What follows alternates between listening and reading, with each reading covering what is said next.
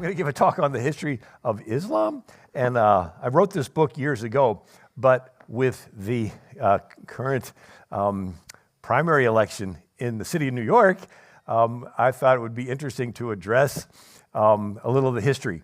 And so in the first service, I gave the history of from Muhammad all the way up until the Muslims invaded the Byzantine Empire. So Syria was completely Christian for 6 centuries until it was invaded by Caliph Umar and conquered. Jerusalem had been Christian for 6 centuries until it was conquered. Egypt was completely Christian for 6 centuries, evangelized by Mark that wrote the gospel, Matthew, Mark, Luke, and John, until Amir ibn al-As invaded. There used to be 250 Catholic dioceses along North Africa. All of North Africa was Christian. Morocco, Algiers, Tunisia, Libya. St. Augustine of Hippo is from Carthage. Today, that's Tunisia. And then in the year 711, 80,000 Muslims invaded Spain, conquered it in 10 years. It took 700 years to drive them out. And then the Turks invaded the Byzantine Empire. All 7 churches mentioned in the book of Revelation were wiped out by the Turks, right? Ephesus, Colossae, Galatia, right? All the areas. And so the largest religion in the world is Christianity, about 33%. The second largest religion in the world is Islam, about 22%. And then Hindu and Buddhism and down from there. Now, people say, well, you know, the Pope used to have armies and killed people, and the Muslims had armies and killed people. So every religion has had people in the past with armies that kill people. It's like, yeah, let's not compare the followers. Let's compare the founders. And so Jesus never killed anybody. Muhammad killed an estimated 3,000 people. He fought in 66 battles and raids. Jesus never led armies. Muhammad and the rightly guided caliphs and sultans led armies. Jesus never owned slaves. Muhammad owned slaves. He was a white Arab and he owned black slaves. And then Jesus never married. Muhammad had anywhere from 11 to 22 wives. Jesus never tortured anybody.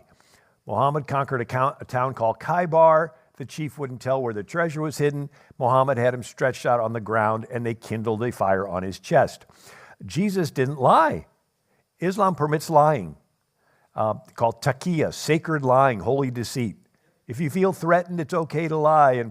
And so Jesus never forced anybody to follow him.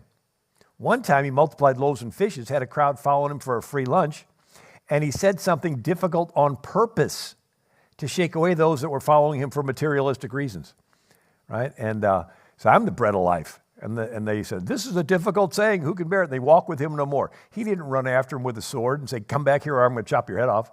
No, he turns to the 12 and says, you want to go too? There's the door. And Peter said, where else can I go? You're the only one with the words of eternal life.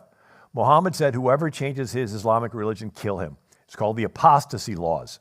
And so here is a famous Egyptian imam, Yusuf Qardari, and he says, if they had got rid of the apostasy punishment, Islam wouldn't exist today. Islam would have ended since the death of the Prophet, peace be upon him. Opposing apostasy is what kept Islam to this day.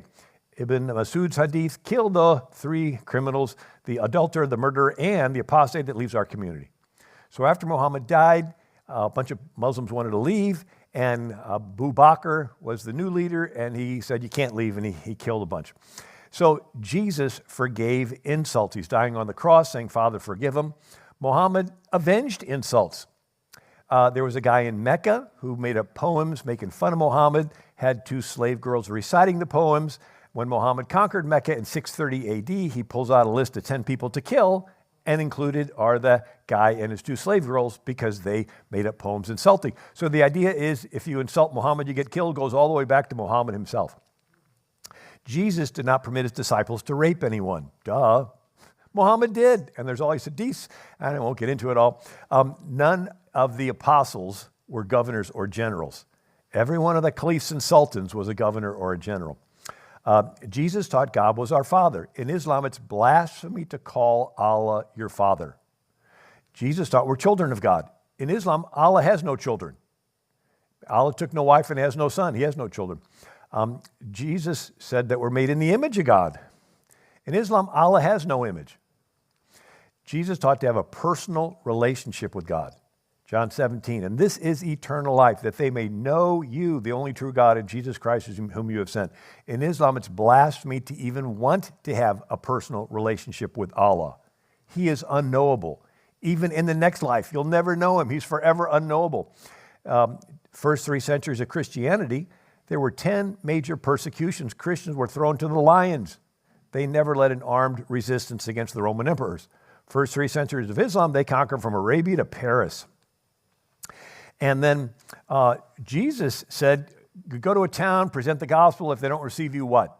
Shake the dust and leave. Muhammad, go to a town, present your message. If they don't receive you, what? Wage war on the town. Now, this is one verse that is very effective in witnessing God's love to a Muslim. And I have used it, and I have a friend that has a ministry to Muslims.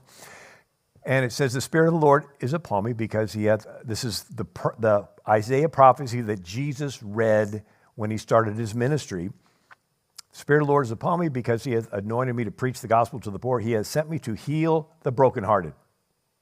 There is no concept in all of Islam that Allah wants to heal your broken heart. Allah could care less about your broken heart. Allah demands submission. And so when you pray for a Muslim and say, the God of the Bible loves you and he wants to heal your broken heart. And I prayed for Muslims and they feel the presence of the Lord comes on them and they're like, they feel love that they've never felt before. And I go through all that area that the Muslims had conquered. They conquered the Byzantine Empire. They conquered what is today Turkey. And then you had the Vikings. And some Vikings became Christian, and they called themselves Northmen or Norsemen or Normans. And so Richard, the Norman, went to Italy and Sicily and conquered them and took them away from the Muslims because the Muslims had conquered that. And so here's a Christian Viking Norman. Who would have thought you'd have Christian Vikings that were down there in Sicily, right? And I actually years ago went to Constantinople, right? It's called Istanbul today. And we went in the great Hagia Sophia Cathedral, which was built in 527 AD by the Christian Emperor Justinian. But the Muslims turned it into a mosque. But they haven't there. It's like a 160 feet high, 102 foot across dome, 4 acres of gold mosaics. But if you go to the second floor, they have a marble balcony that you look down. But on the balcony, it has carvings and etchings, and it has this plexiglass that sort of protects it. And it says that this is Viking graffiti carved, and it's sort of like square letters, and it's carved in the marble. And it was from this period in history. Like Olaf was here, But anyway, and then you have Spain. The Muslims had conquered Spain in the year 711, right? Easy date to remember because of the convenience store, 711. Muslims conquered Spain in 711. It took 700 years to drive the Muslims out of Spain. It was called the Reconquista.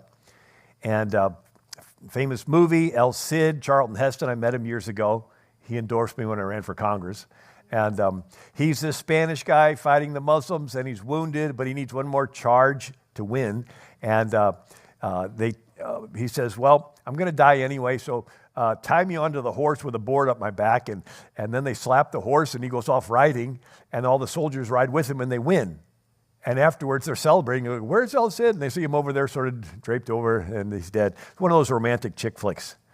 Anyway, hey, let's watch El Cid tonight. And so 700 years of the courageous Spaniards driving the Muslims out of Spain.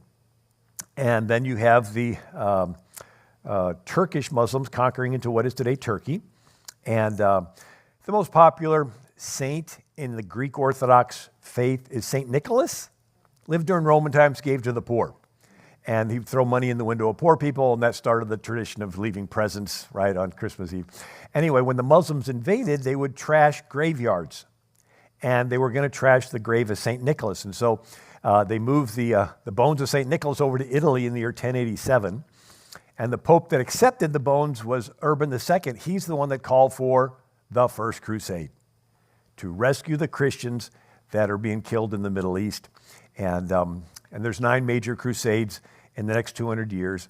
You have Richard the Lionheart. He led the 3rd crusade. And then St. Louis. I was born in St. Louis, Missouri. St. Louis was King Louis IX. He led the 7th and 8th crusades against the Muslims. And when the crusades end, the Muslims pick up where they left off and they invade into Turkey, the Byzantine Empire. And so in the 1300s, this is all the area that's conquered by Islam, and most of it used to be Christian. And so the Crusaders were fighting to keep the Muslims out of Europe. There was a Muslim leader named Tamerlane. He killed 13 million people across Central Asia. He told his men to come back with a skull in every hand, and so they piled them all up. And he was such a devout Muslim, he had a crayon so big they had to carry it around in a wheelbarrow. And then Constantinople. It was the capital of the Christian world for 1,000 years. But it's conquered by Sultan Mehmet II in the year 1453. Now, why is that significant? Because it cut off the land trade routes to India and China, and that's when Columbus chose a sea route to get to India and China. So had the Muslims not conquered Constantinople in 1453, Columbus would have not set sail in 1492. Now, in the background of this picture, you see a big cannon. The Venetians were arms merchants, and one of them was basically selling and building cannons for the Sultan. So here you had Western arms merchant giving the weapons to the Muslims to attack Constantinople. So once Sultan Mehmet II conquered Constantinople, killed the Christians there, turned the largest church in the world into a mosque, that's when it cut off the trade routes to India and China. People forget 2 centuries before, Marco Polo went from Venice, Italy to China. Remember the game the kids play around the pool? Marco Polo. And China was more advanced than Europe. They had gunpowder, they had a compass, they had, spaghetti noodles came from China. I mean, all that. But when the Muslims conquered these trade routes, that's when Columbus came up with the idea of sailing west. Columbus thought he made it to India, so he names the people he met Indians. Think of it. We never would have named Native Americans Indians had it not been for Islamic Jihad. Conquering Constantinople 40 years earlier, cutting off the land routes to get to India and China. And as the Muslims conquered into Greece, they were destroying churches, and the scholars fled west to Florence, Italy with their Greek art and their architecture and literature, and we call this flood of Greek stuff into Florence the Renaissance, which means the rebirth. It's a rediscovery of Greek culture. And the scholars fled with Greek New Testaments. And so as the Muslims were invading the Byzantine Empire, the scholars went in the basement, took all their dusty scrolls, and they fled to Italy. And then they're reading them. Hey, this is a Greek New Testament. We've been using this Latin New Testament. And gee, they see some meanings of words they didn't know before. And that laid the foundation for the Reformation. And so Martin Luther starts the Reformation. But in 1529, 100,000 Muslims surround Vienna, Austria. And Martin Luther says, the Turk is the rod of the wrath of the Lord our God. If the Turk's God, the devil, is not beaten, there is reason to fear the Turk will not be so easy to beat. What's he talking about? Deuteronomy 28. If you hearken to the voice of the Lord, your nation will be blessed. Above and not beneath, head and not the tail. If the nation does not hearken to the voice of the Lord, the stranger will come in amongst you and rise up above you, and they will be the head and you'll be the tail.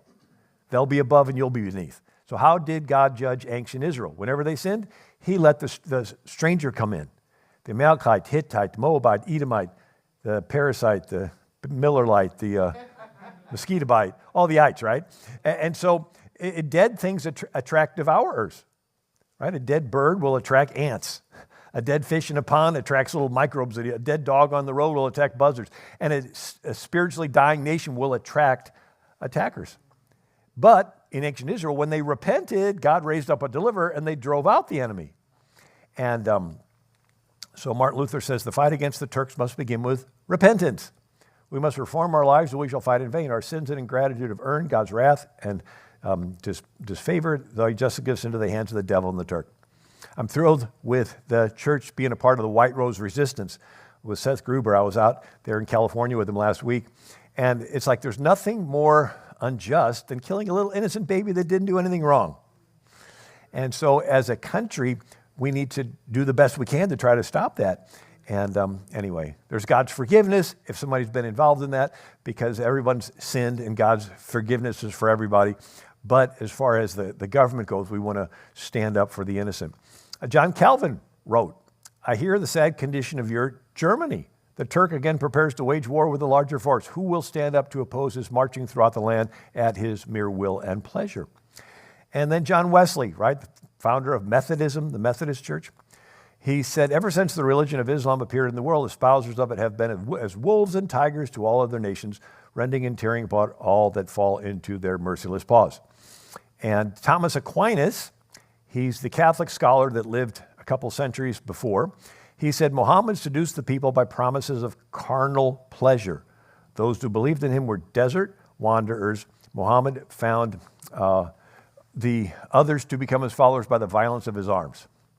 And so it's this idea that Muhammad was illiterate, and I talk about it in the first service. I have it in the book there. So the word Quran means recitation. It's an oral thing, because all of his followers were illiterate in that first generation. And the verses had a little rhyme to them, making them easy to remember, like rap music.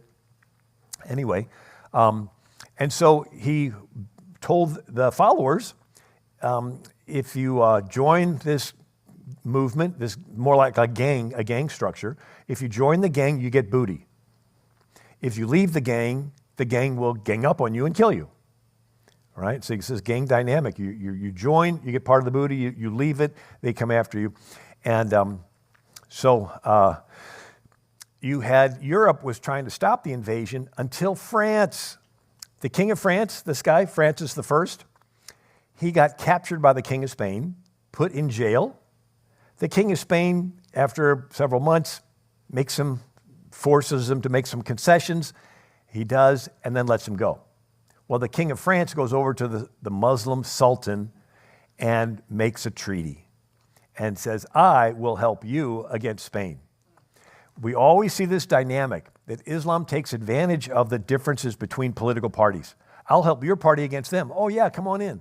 I'll help your party against them. Yeah, come on in, right? But then once they get in power, they'll always fill the ranks with their own.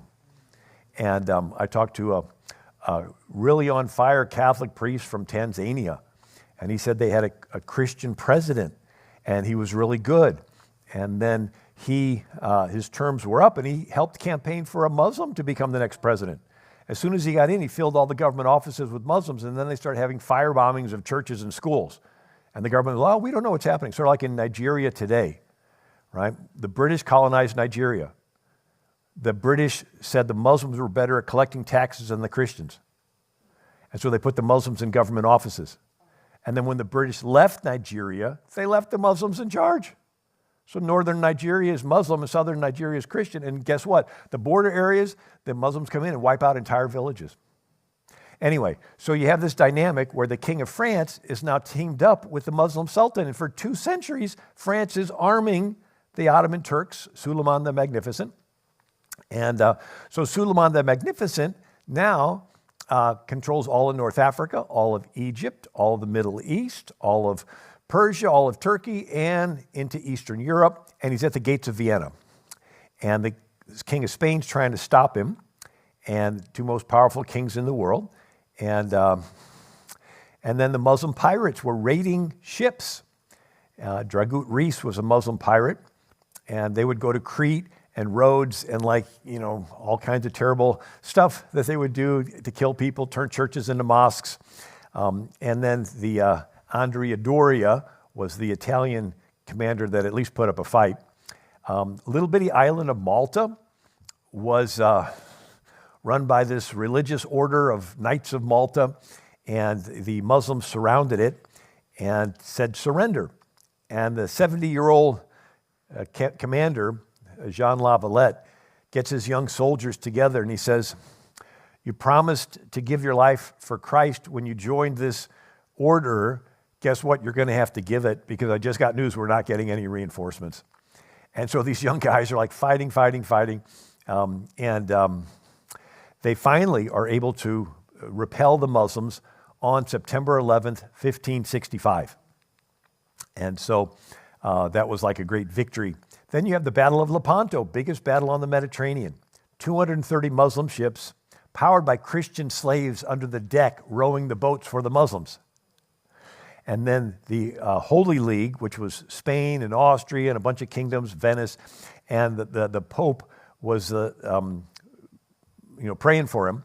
And the battle didn't look good because the wind was favoring the Muslim navy and the Holy League navy was the sitting duck.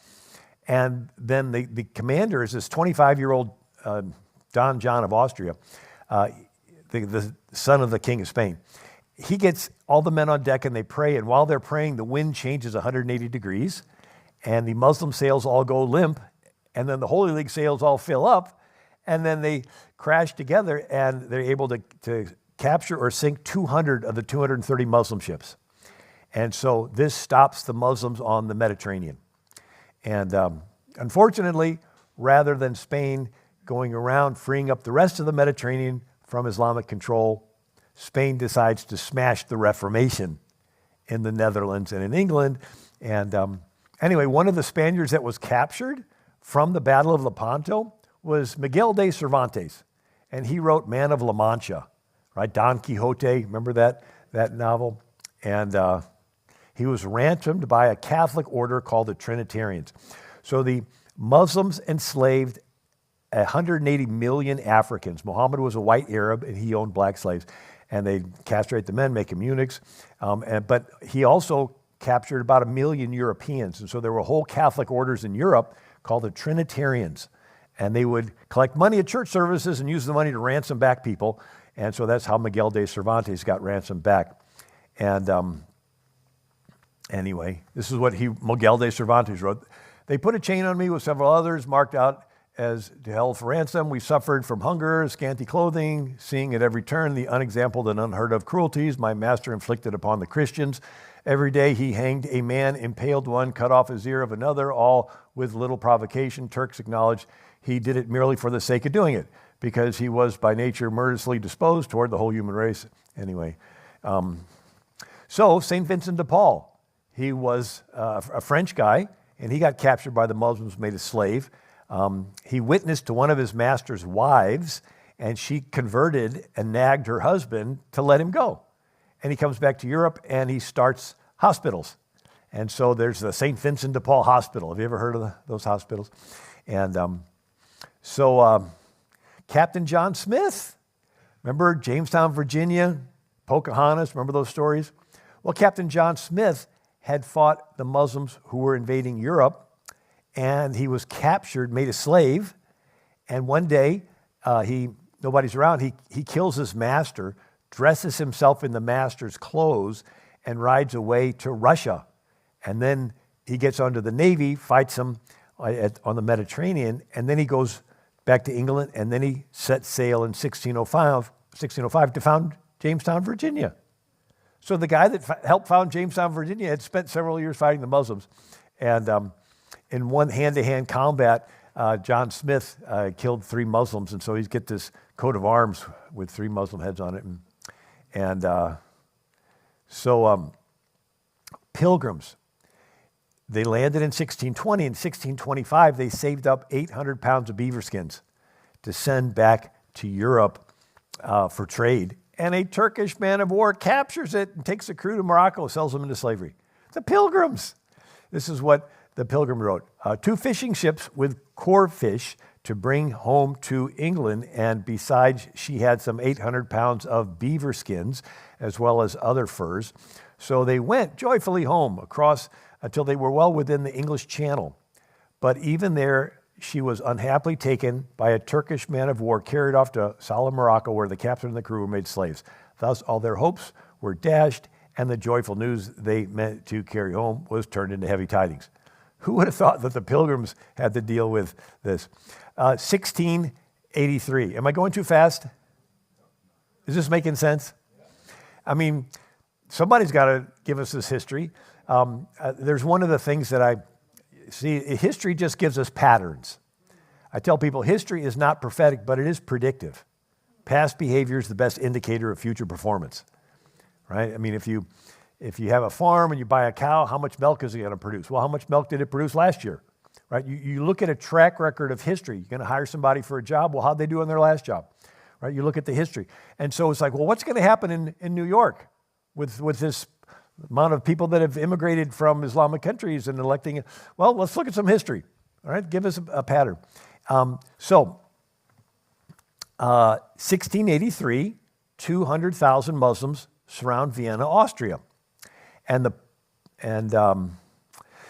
they were tunneling under the walls and they were attacking. And the Polish king, Jan Sobieski, comes to Vienna's rescue on September 11th, 1683. He has the largest cavalry in Europe. It's 40,000 of these big, huge hussar horses. And they come charging down the hill. The soldiers had made wings for their back. You know how soldiers will put horns on their helmet or whatever. But and when they charged, it made this whistling noise like a jet taking off. And the Muslims threw down their weapons and fled. And Jan Sobieski goes into the abandoned Muslim tents and finds these bags of beans, coffee beans. And they realized this was this Muslim drink that allowed them to fight day and night. And they weren't sure if they should drink it, so they took a cup of it to Pope Clement. He tasted it, said, this is too good to leave for the Muslims, let's baptize it. And then coffee spread across Europe. Now, the word coffee comes from the Arabic word kafir, which means infidel. And the beans came from Ethiopia, which was the one African country to stay Christian. So the Muslims called the Christians in Ethiopia kafirs. And since the beans came from there, they call it the kafir bean or the coffee bean. And so have you had your cup of infidel today? But it's okay to drink. Pope Clement said so. And then the soldiers were in Vienna, and the bakers were up early cooking bread, and they heard some noise under the ground. And the Muslims were tunneling under the wall because they were going to put explosives and blow the wall up. And so the baker tells the soldiers, they put up buckets of water so they can see where the ripples are, and then they dig in the tunnel and they intercept it right before they light the fuse. And then after the victory, they were going to reward the baker. And he says, I don't need a reward. Just give me the sole permission to cook a pastry in the shape of the Muslim crescent to celebrate our victory. And it was called the croissant. And anyway, here's Theodore Roosevelt. He says, from the hammer of Charles Martel, and he stopped the Muslims at the Battle of Tours in 732 AD, to the sword of Jan Sobieski, Christianity owed its safety in Europe to the fact it could fight as well as the Mohammedan aggressor. And there's the tents with the beans. And so they opened the first Vienna coffee house with a Polish guy, George Franz Kloszowski, and there's the croissant. So the next time you have coffee and croissants, you too can celebrate the victory of the Battle of Vienna, September 11, 1683. Then there's the Battle of Zenta, where you have about 100,000 Muslims invading into Serbia, and the Eugene of Savoy killed about 30,000 of them in a famous battle.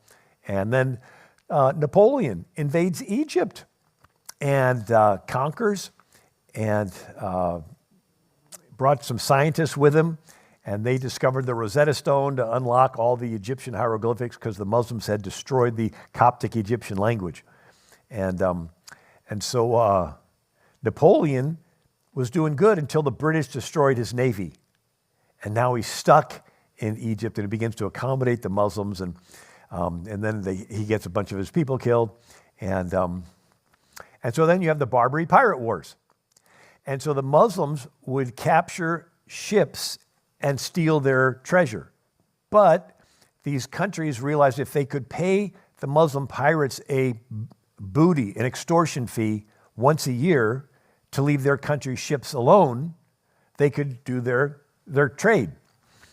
And when America became independent from Britain, we were no longer covered by the British tribute payment to the Muslim pirates. So that's when the Muslims began to capture American ships. The day after Jefferson got sworn in as president, he gets a demand letter from the Pasha of Tripoli demanding $250,000 extortion tribute payment. And Jefferson said, I did the only reasonable thing. I sent a squadron of our ships to the Mediterranean, and they they won. But they enslaved people, and it's called the Barbary Pirate Wars. Jefferson asked the one ambassador why the Muslims were attacking our ships, because we didn't do anything to offend them. And he says, the ambassador answered us the laws of the prophet written in the Quran, that all nations who should not have acknowledged their Islam's authority were sinners. It was their right and duty to make war upon them wherever they could be found, and to make slaves of all they could take as prisoners. And every Mussulman who should be slain in battle was sure to go to paradise. And so they don't call it heaven, they call it paradise, and it's a sensual place where a guy gets 72 virgins and rivers of wine, and it's like a lustful type party. And so the U.S. began to pay tribute to the Muslim pirates. And then finally Jefferson sends in the Marines. And Stephen Decatur sneaks into the Muslim harbor and sets sail to some ships. And Stephen Decatur said Algerians were believed to be masters of duplicity, willing to make agreements and break them as they found convenient. So we say, let's make a treaty. And we think it's going to last. In Islam, they have a concept. When your enemy is strong, make treaties and retreat. When your enemy is weak, break the treaties and attack. And John Quincy Adams' essay on the Turks, in Islam, treachery and violence are taught as principles of religion. Winston Churchill, Islam's system of ethics regards treachery and violence as virtues rather than vices. And then we're all familiar with the Star Spangled Banner, right? Singing at ball games. Did you know that Francis Scott Key wrote a previous song to the same tune 9 years earlier to celebrate the victory of the Barbary Pirate War? And it says, in conflict resistless, each toil they endured till their foes shrunk dismayed from the war's desolation, and pale beamed the crescent, its splendor obscured by the light of the star-spangled flag of our nation, where each flaming star gleamed a meteor war, and the turbaned head bowed to the terrible glare. Then mixed with the olive, the laurel shall wave and form a bright wreath for the brow of the brave. Right? He just basically reworked this song during the War of 1812. And finally, the British bombarded Algiers and freed thousands of slaves in 1816. And then we come up to the Arab Spring. And now, I lost track of time. How am I doing time-wise? What time should I wrap it up?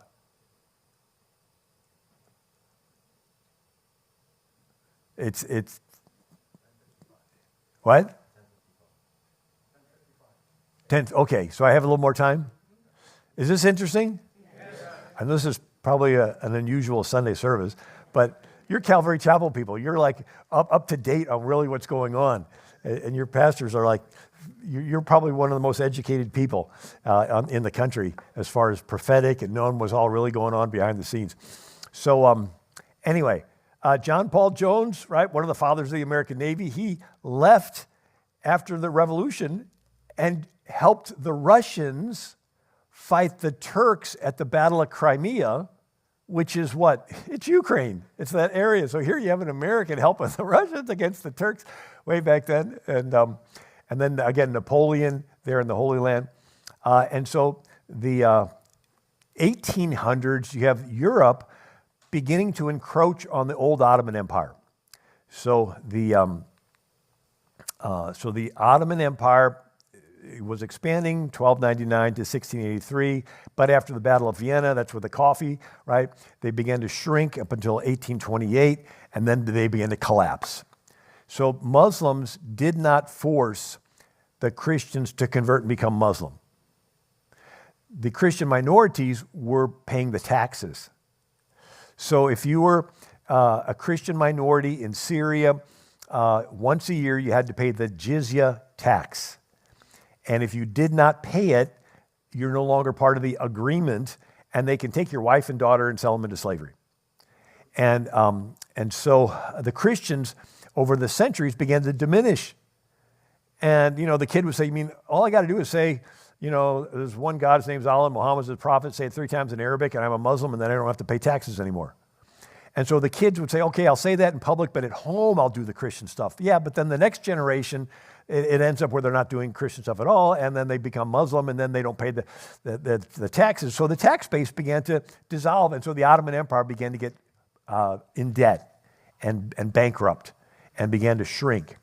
And so it was called the sick man of Europe in the late 1800s. Mark Twain went over to the Holy Land in the 1860s, and he wrote about it. He was a journalist, and he said, Palestine is desolate and unlovely. Rags, wretchedness, poverty, and dirt, those signs and symbols that indicate the presence of Muslim rule. Jerusalem is mournful, dreary, lifeless. I would not desire to live there.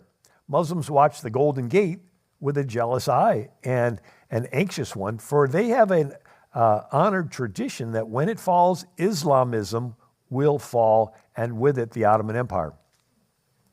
And Twain writes, renowned Jerusalem itself, the stateliest name in history, has lost all its ancient grandeur. The wonderful temple, which was the pride and the glory of Israel, is gone. The Ottoman crescent is lifted above the spot where on that most memorable day in the annals of the world, they reared the Holy Cross. And so Mark Twain's records are now part of the Israeli history. They like, what was it like in the 1800s? Okay, this is like a firsthand eyewitness account by a journalist that visited there. So the Ottoman Empire, the sick man of Europe, the European powers are beginning to encroach on it. And France is moving into Algiers, right? Algeria. And then Italy is moving into like Libya. And then Britain is moving into Egypt and Sudan. And then Russia is moving into Armenia. And so the Ottoman Empire is more or less shrinking. And there's the Sultan, Abdul Hamid II, and he's got like 13 wives and a bunch of concubines. And there's a little group of people called Armenia. And Armenia wants to break away too. All these other parts of the Ottoman Empire are breaking away. They want to break away too. And the Sultan said, no more breaking away. And he killed 100,000 of them in the late 1800s, just butchering all these Armenians. And so the Ottoman Empire was headed for collapse until oil was discovered. Now, in the 1800s, where did oil come from? Right? 1800s, where did oil come from? Whales. Remember Moby Dick? They would have whaling ships to chase these poor whales and then boil their blubber down and put it in these whale oil lamps. So they were almost going extinct until 1859, oil's discovered in Pennsylvania, the Drake oil well. So oil out of the ground saved the whales. And then 1908, oil is discovered in the Middle East. And Britain industrializes, but Britain has no oil. And Germany industrializes, but they don't have any oil. So Winston Churchill changes the British Navy from coal to oil, and they make a deal with Persia or Iran for oil. And so it's called the Anglo-Iranian Oil Company. You know it better as BP. British Petroleum, right? Here they are taking down the Anglo-Iranian Oil Company sign and putting up the British Petroleum Company sign. So BP is really the Anglo-Iranian Oil Company. And then the Germans made a treaty with Turkey, the Ottoman Empire, Kirkuk, which is today Iraq. And so they had the Berlin-Baghdad Railroad. So World War I starts, and you have the Germans tied to the Turks and the British tied to Persia or Iran. And half of World War I took place in the Middle East. And so here's Sultan Abdul Hamid II with Kaiser Wilhelm II. If you saw the movie The Promise with Christian Bale, it's a really good movie where the Turkey and the Armenian minorities getting along with the Turks, and they're fine until the Germans come in. And they say, we will give you our steel rifles if you give us oil.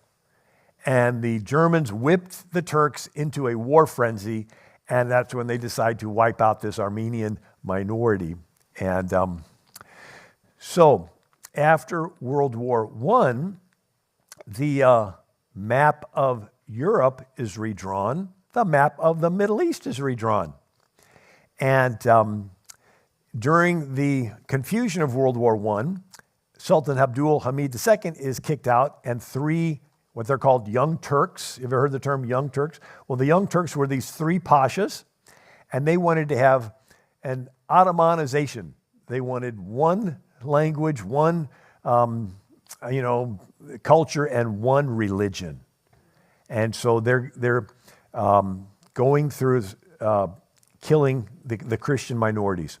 And so the Armenians are being butchered by the millions in Germany, in Turkey, and a whole lot of Armenians flee to America. There's whole areas of California that are Armenian communities. And so after World War I, the map of Europe is redrawn, and the map of the Middle East is redrawn. And so you have the post-war plan for the Middle East.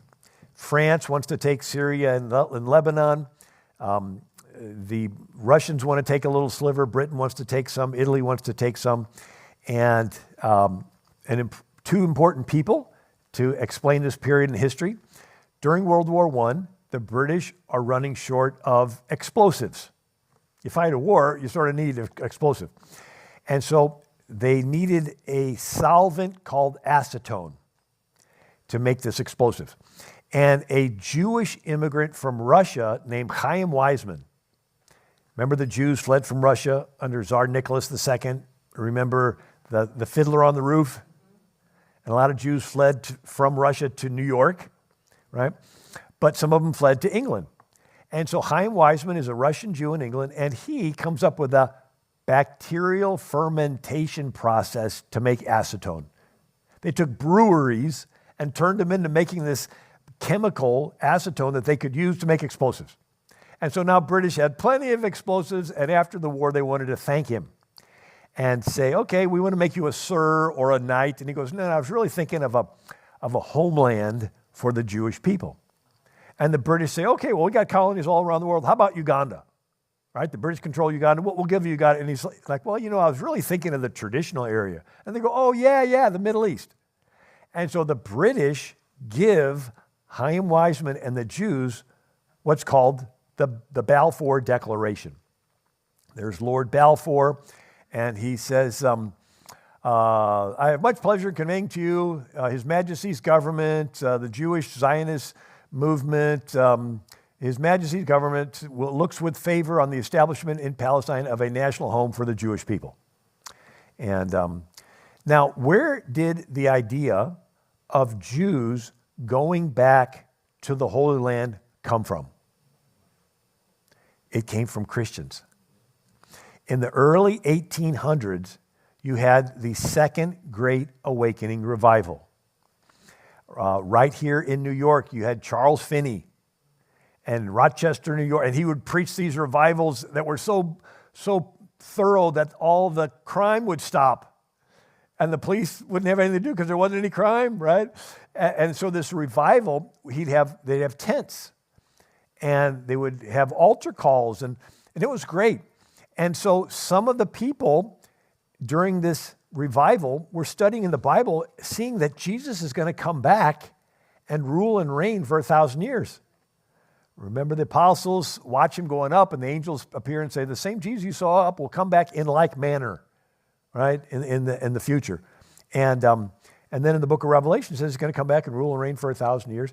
And so the word for 1,000 is millennial. And so these Christians were called millennialists. And it was always been in the Bible, but they were studying other parts of it in previous centuries, but now they discovered it. And so these Christians went to the Jews and said, look, for these prophecies to be fulfilled, you need to be back in the Holy Land. And so it was Christians that planted the idea for the Jews to go back. This is a Jewish book. It's called Jeffrey Alderman, Jewish Chronicle, November 8, 2012. The Balfour Declaration was born out of religious sentiment, Arthur Balfour, British Foreign Secretary, was a Christian mystic, that's the way they described him, who believed that the Almighty had chosen him to be an instrument of the divine will, the purpose of which was to restore to the Jews their ancient homeland, perhaps as a precursor to the second coming of the Messiah. And then it goes on, the Balfour Declaration was thus intended to assist in the fulfillment of biblical prophecy. This appealed to Lloyd George, the British Prime Minister, believing in the prophecies of the Bible he knew inside and out. It was Christians that gave them the idea of going. So these Jews on their own would buy farms in the Ottoman Empire. And they would just set up their own little communities, and they're buying up a little land here, a little land there. And then this movement grew. Here's prophets and millennialists. Those are the people that believe that Jesus. Now, the problem was they didn't know when he was going to come back. We still don't know when he's going to come back. But you know how they have every now and then there'll be a frenzy, and they'll say, oh, Jesus is going to come back in 1988? Well, guess what? They had a group called the Millerites that said Jesus was going to come back in 1844. And this frenzy went across the country. Jesus is going to come back 1844. I mean, people would sell their property and go on top of a hill and just wait. And when he didn't come back, there's what's called the Great Falling Away. There's a whole lot of people backsliding, like, oh, this is not true, right? And but this movement, here, Anita Shapiro writes, Israel a History, published 2014. The idea of Jews returning to their ancient homeland as the first step to world redemption seems to have originated among a specific group of evangelical Protestants that flourished in England in the 1840s. They passed this notion on to Jewish circles. It was evangelical Protestants that gave the Jews the idea of going back. That's why today, Christians that believe in prophecy feel a tie with Israel, because we helped bring it into being in the first place, right? And so one of the Jewish leaders is Theodor Herzl. He organizes the first Jewish Zionist Congress in 1897 in Geneva. And so who attended but Henry Dunant? He was the head of the YMCA in Geneva, Switzerland. He started the International Red Cross, and he is there at this first Zionist. He's the first recipient of the Nobel Peace Prize. And so he goes to this meeting to show his support for the Jews going back to the Promised Land. It's interesting, when there was a war with Russia and the Turks, he thought, well, the Red Cross trucks are not going to get along in the Muslim, so let's call it the Red Crescent in Turkey.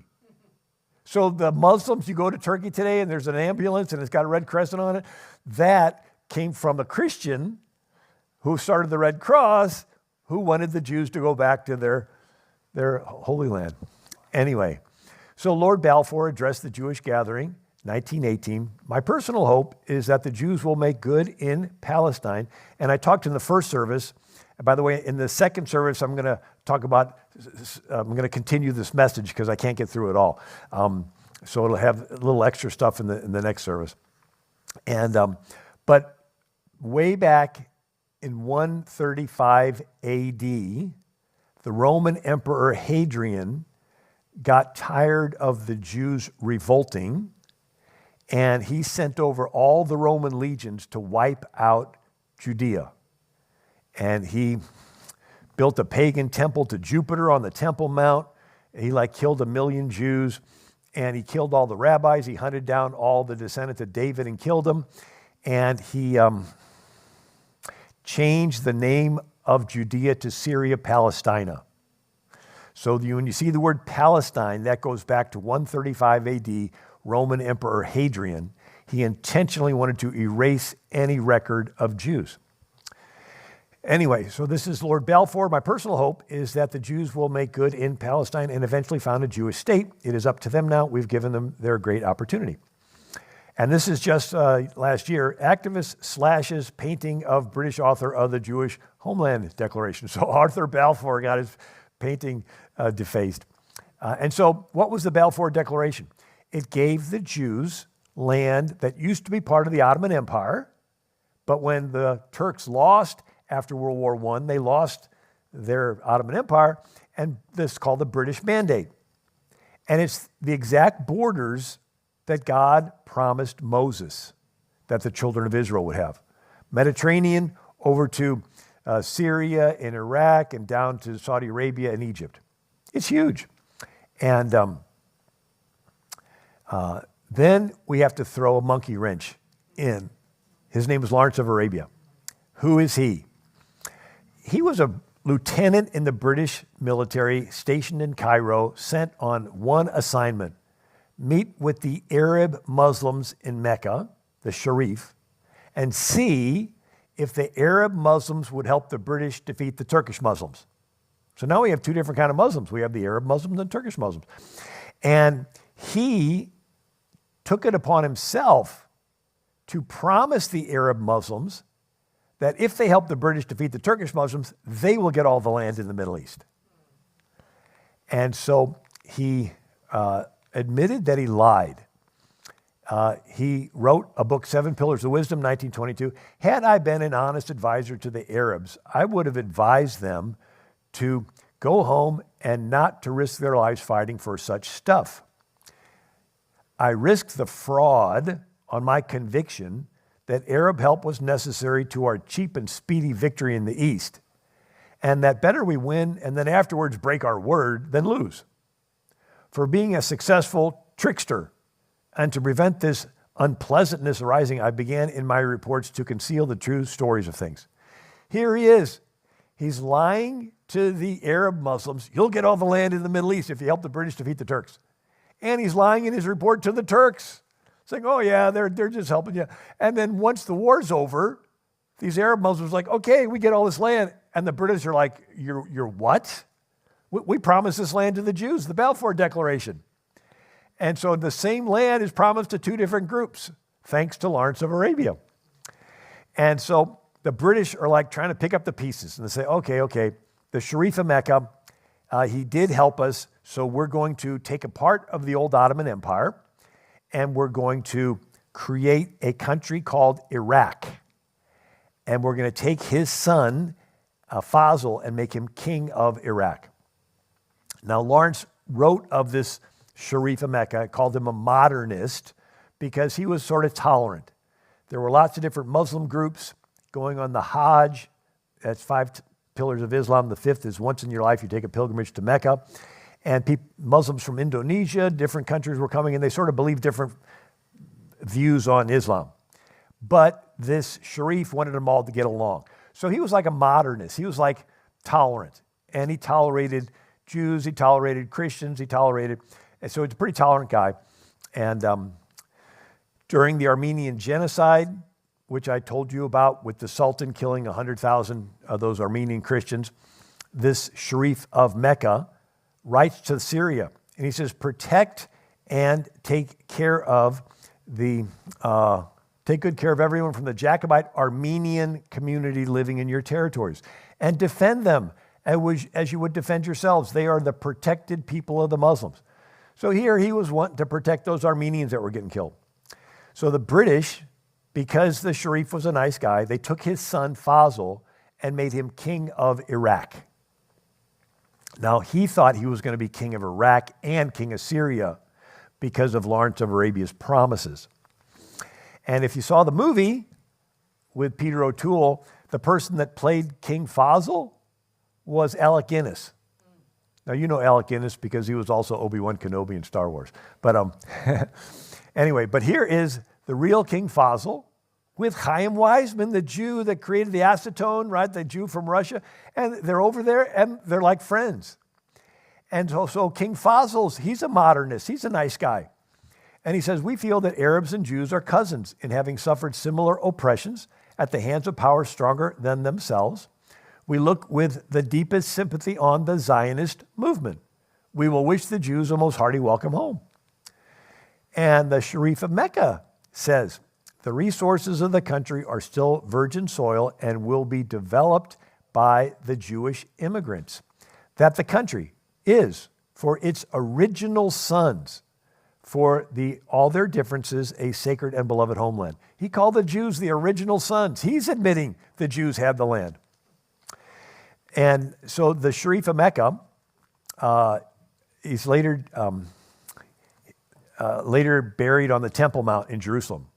Right? So the Temple Mount has the Al-Aqsa Mosque. It's got 36 acres up there, and they have some crypts. And he's buried in one of the crypts on the Temple Mount.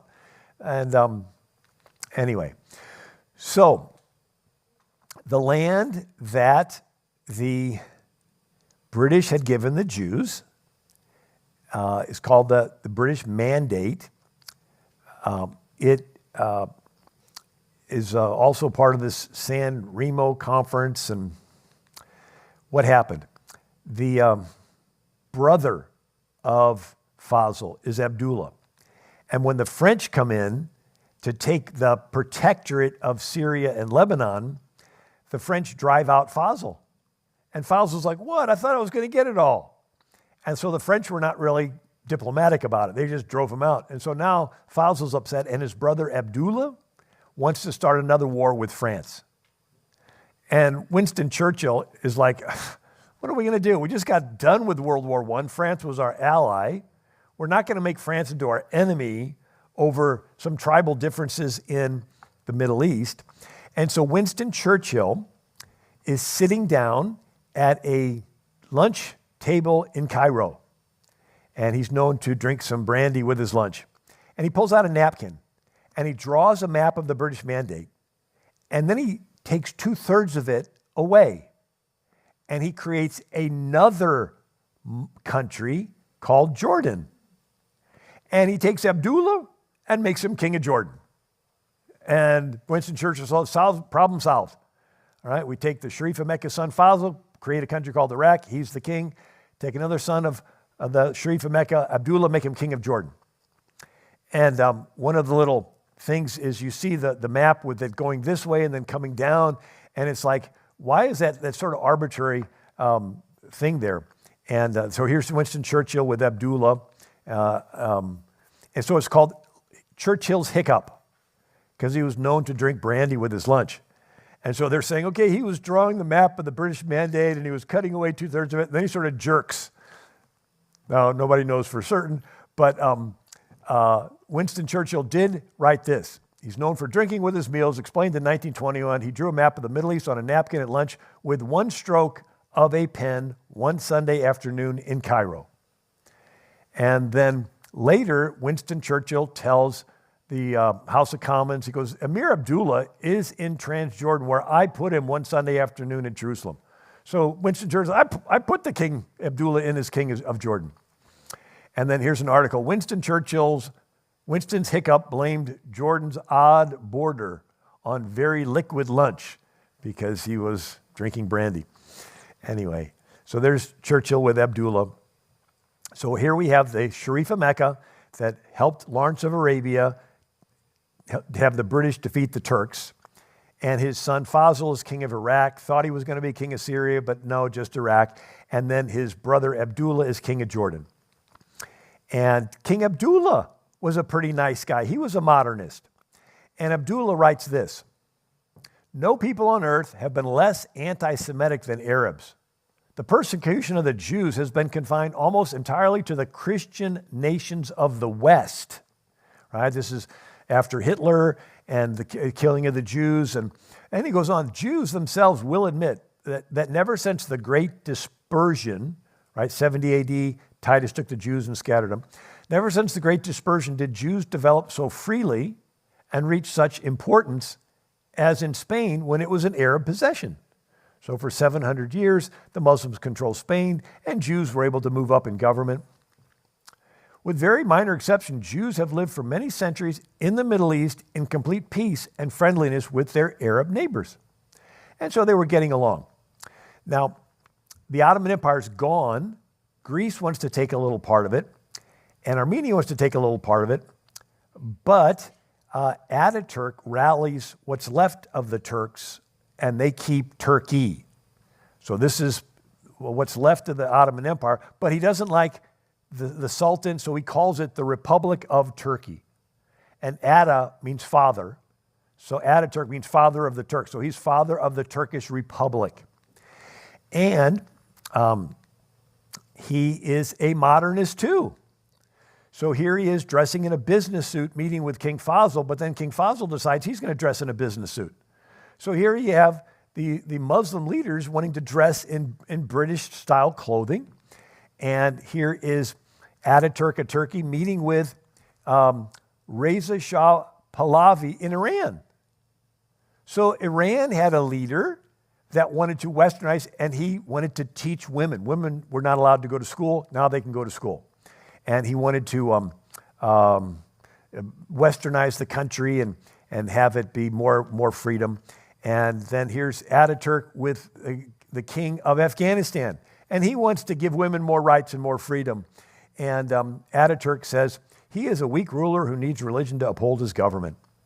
Even before accepting the religion of the Arabs, the Turks were a great people. Mohammedanism was based on Arab nationalism above all nationalities. He says the purpose of the religion founded by Muhammad over all nations was to drag them into including Arab national politics. It may have suited tribes in the desert. It is no good for a modern progressive state. So here's the leader of Turkey getting rid of the Fezes and all the Arabic language. He's letting women go to school. He's letting women wear modern clothing. He gets rid of the beards and the turbans and all that, and makes the weekend for Saturday and Sunday rather than the Muslim day on Friday. I mean, he's wanting to become a part of Europe. And even John F. Kennedy, when Ataturk died, he says, I'm honored to join in commemorating the 25th anniversary of the death of Kemal Ataturk. Turkey grew out of a collapsing empire. And so you have World War II, 1941. Britain, so World War II starts. And Iran has this Reza Shah Pahlavi who's tolerant.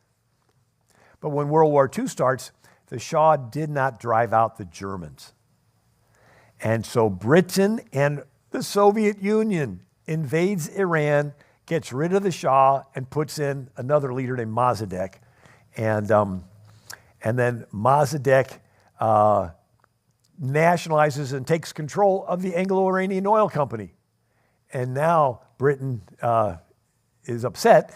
And so Eisenhower approves the CIA to go in and get rid of Mossadegh and replace him with the Shah's son. And the Shah, Kermit Roosevelt Jr., Teddy Roosevelt's son, went over there to do it. And so they get rid of Mossadegh. And then the Shah loved America. And he was friends with Eisenhower and Truman and Kennedy. And the Shah loved America. And so Iran had all this freedom. And, here's the women going to school. Afghanistan, girls wearing skirts. Syria having beauty pageants. Egypt, a leader, was leaning toward the Soviet Union, so the CIA got rid of him and replaced him with Gamal Nasser. And Gamal Nasser was more moderate. And we're going to have to pick this up in the next service. But it's like, what happened? How did we go from the West, the Islamic world wanting to become more westernized, to what we have today? And it's called the Muslim Brotherhood, and I'll get into it in the next service. But with that, you can turn the slide off for a minute. I wanted to end with this one thought. Islam is the religion of Cain. What do I mean by that? Adam and Eve sinned and hid from God. Have you ever sinned against anybody? You sort of don't want to be around the person you've sinned against. Let's say you're talking about somebody behind their back and you're making fun of them. And you're joking about them, and you look up and there's that very person walking towards you.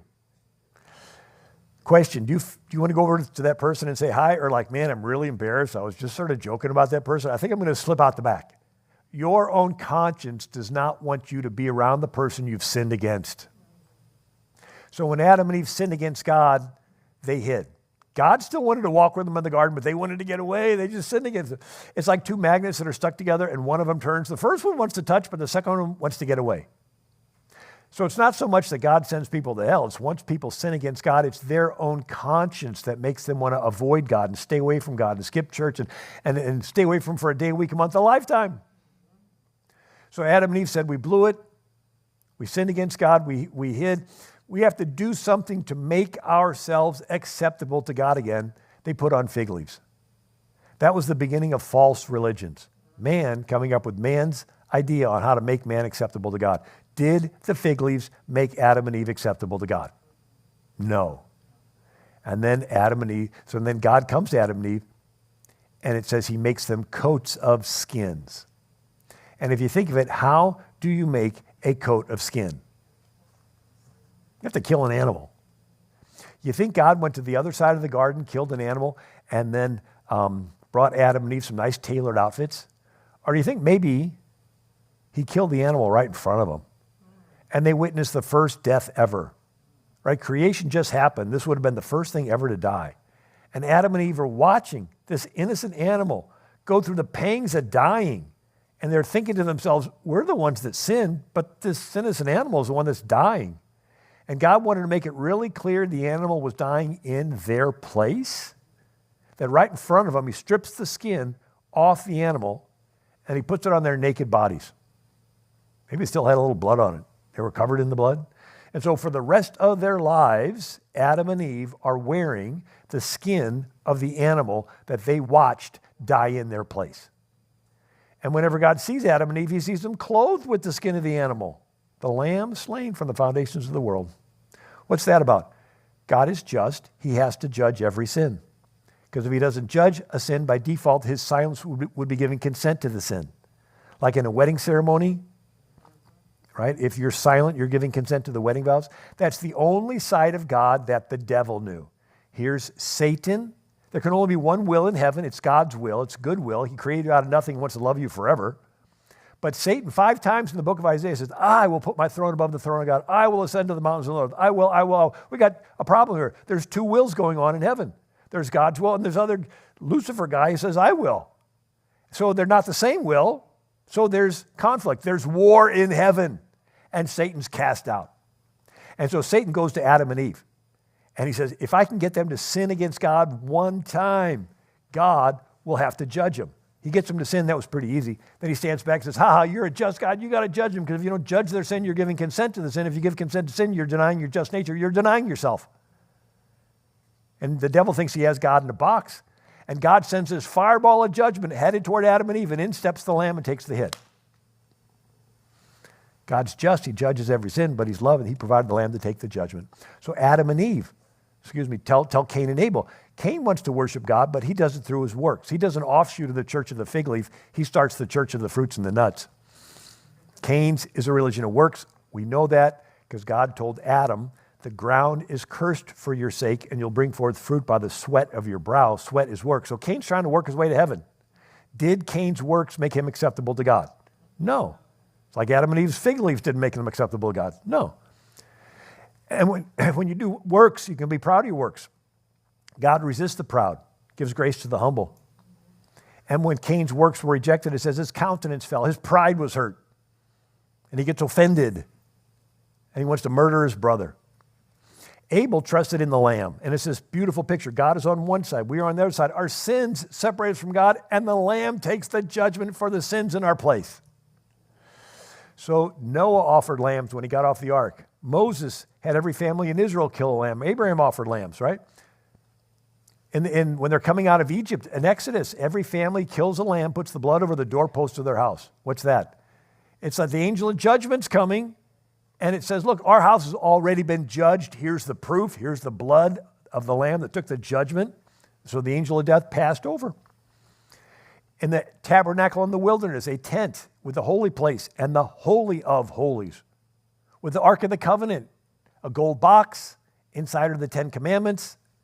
Above it are 2 gold angels with the presence of the Lord between them. And then there's the lid called the mercy seat.